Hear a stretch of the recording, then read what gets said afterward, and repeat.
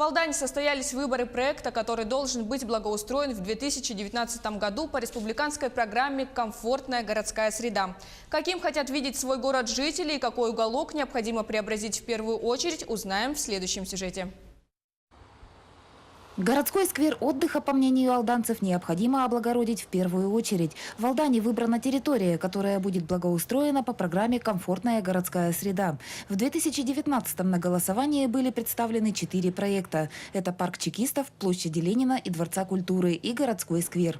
Проект-победитель, на который будут выделены деньги из бюджета республики, определился большинством голосов. В рейтинговом голосовании приняло участие 2653 человека. Большинством голосов, это 2414, отдали непосредственно за городской сквер, который находится на улице Ленина.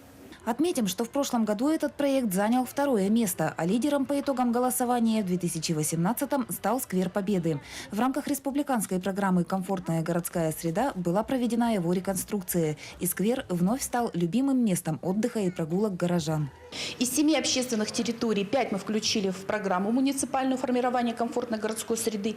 Из 5 у нас одна территория по воле заявления граждан, наших жителей, была благоустроена, это городской парк, и осталось 4 территории. К созданию уюта в городе горожане относятся сознательно. Предложений по благоустройству той или иной территории поступило свыше 1000. Наряду со взрослыми право голоса предоставлено подросткам старше 14 лет. Высокая активность отмечалась среди всех возрастных категорий. Парк, сквер вот именно по улице Ленина нужно благоустроить обязательно. Множество детей бывает, множество молодых людей, взрослых. И всегда хочется просто прийти, посидеть, отдохнуть и посмотреть на свой город.